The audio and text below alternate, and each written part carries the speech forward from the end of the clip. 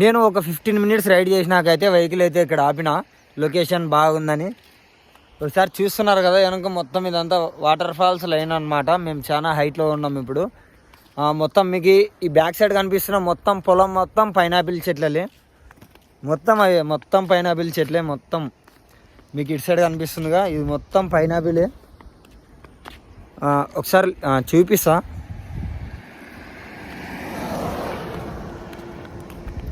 Road అయితే చాలా ప్రశాంతంగా ఉంది, ఎవరి డిస్టర్బెన్స్ ఏం ఎక్కువ లేదు, చాలా క్లోజ్గా ఉందన్నమాట. చూస్తున్నారు కదా ఒకసారి.